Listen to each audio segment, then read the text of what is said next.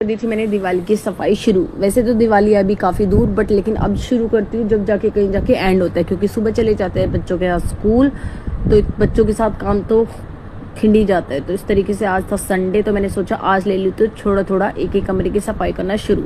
तो सबसे पहले किए मैंने अपने सोफ़ों को अच्छे से साफ, अच्छे से सोफ़े क्लीन करके, उसके बाद मैंने अपनी अलमारी की ड्रो से नीचे की रैक से निकाले थे शूज़ और उसको अंदर से भी कर दिया था अच्छे से क्लीन, क्योंकि बहुत डस्ट चली जाती है जब कितना यूज़ नहीं होता। उसके बाद भी डस्ट तो आपको पता है कहीं पे भी अपना रास्ता बना ही लेते। फिर आ गया था सर्दियों में काम आने वाला नेबुलाइज़र।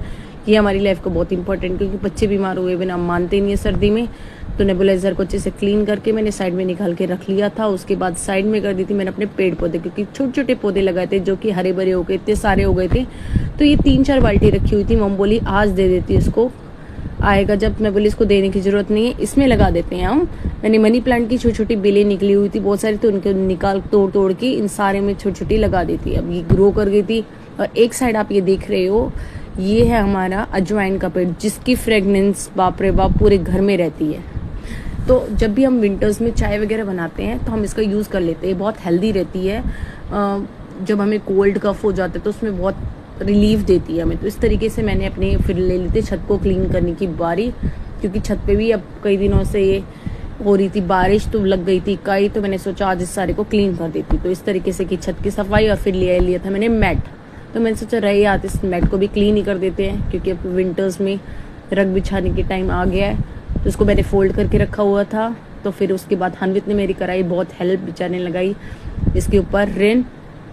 और इसको इस तरीके से विम से अच्छे से साबुन लगा के इस पे मार के ब्रश इसको बहुत धोया। उसके अंदर आपको पता है थोड़े हेयर्स लग जाते हैं, इस तरीके से बहुत जितना साफ कर रहे थे उतना और ज़्यादा गंदा निकले ही जा रहा था। ये क्लीन कर करके जितना क्लीन करे, उसके बाद हनवित ने इसको ऊपर से वाइपर से सारा जितना सर का पानी था सारा इसने साइड में लगाया।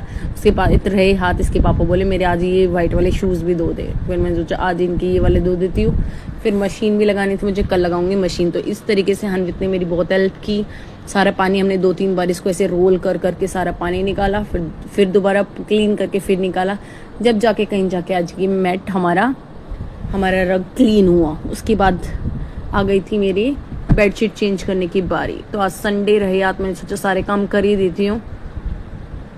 तो मैंने अपनी बेडशीट को चेंज किया। अब इस तरीके से मेरे रूम की हो गई थी सारी क्लीनिंग कंप्लीट। अब बारी आ गई थी पेट पूजा करने की। तो सबको लग गई थी भूख, तो क्योंकि किया हुआ है फास्ट, तो साइड में लगाई माता रानी की जय जय की। और उसके बाद बना दी थी मैंने इधर पूरी। तो इधर एक साइड बनाई मैंने कुट्टू के आटे की पूरी, और दूसरी साइड बना दी, बच्चों ने कहा कि हम भी पूरी खाएंगे तो इनके लिए भी बनाई पूरी। तो आज सबने की हुई थी संडे के दिन अपनी अपनी फरमाइशें। इसके चाचू के लिए बनाए थे पराठे, और इधर बना देते मैंने साथ में बनाए थे बीटरूट का रायता, कुछ हेल्दी सब्जी। तो सबने खाना खाया। हमने की पहले पूजा पाठ, तो मैंने हनवित को भी अपने साथ बैठा ली थी। तो हम दोनों मम्मी बेटे ने भगवान माता रानी की जय की, तिलक लगाया और फिर खाना खाया।